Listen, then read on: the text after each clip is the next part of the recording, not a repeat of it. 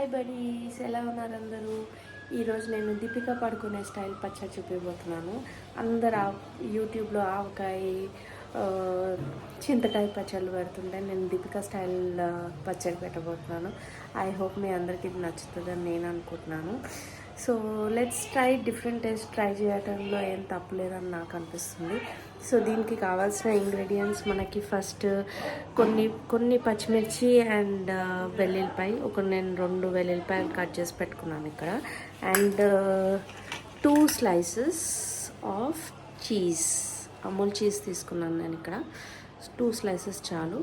So next మీకు నేను procedure చూపించబోతున్నాను, ఎలా మనం ఈ పచ్చడిని చేయబోతున్నాము. అండ్ ఇది తను చెప్పింది అయితే పప్పుతో తింటే ఆర్ ఉట్టి రైస్లో తింటే చాలా బాగుంటుందని. నేను ఇక్కడ రైస్ కూడా పెట్టేశాను. So let's hope for the best. So first మనం ఇక్కడ స్టవ్ ఆన్ చేసేసుకొని ఒక చిన్న ప్యాన్ పెట్టుకున్నాను నేను, బికాజ్ ఇది ఒక ఎక్స్పెరిమెంట్ కాబట్టి ఎక్కువ వేస్ట్ చేస్తే బాగోదు. So let's see how it goes. నేను ఇక్కడ కొంచెం బటర్ వేసాను. యాక్చువల్గా ఆయిల్లో కూడా చేసుకోవచ్చు, బట్ స్టిల్ ఎందుకు తను అక్కడ చూపించినాడు.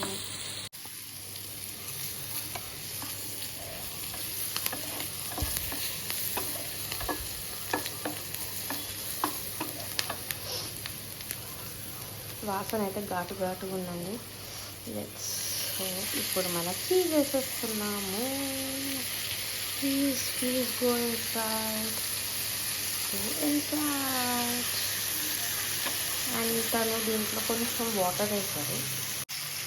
చూసారా, చీజ్ కొంచెం మెల్ట్ అవటం స్టార్ట్ అయింది ఇక్కడ. So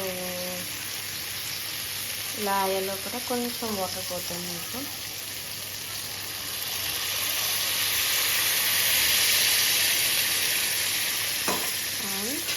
We are closing the lid.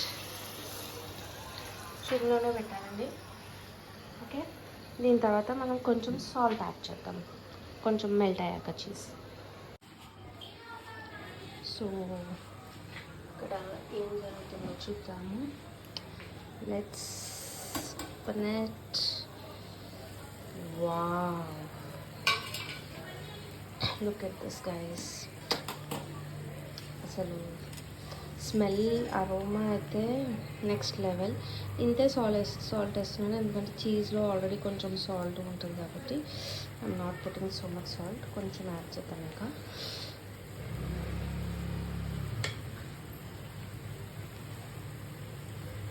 And see it.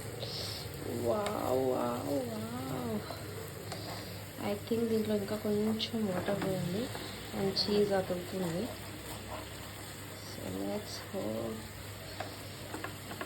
ఇది యాక్చువల్గా వేడిగానే తినాలనుకుంటుంది, ఎందుకంటే చల్లగా అయితే బాగోదు అనుకుంటా, అంటే గట్టిగా అయిపోతుంది.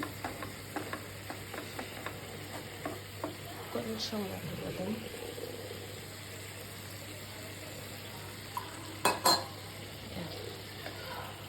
ఒక బాయిల్ వచ్చాక we will close it. మీరు అందరు కూడా ట్రై చేయండి. ఎప్పుడు ఆవకాయ, చింతకాయ అవి కాకుండా ఇలాంటివి కూడా ట్రై చేస్తే బాగుంటుంది. Because taste of India is Amul.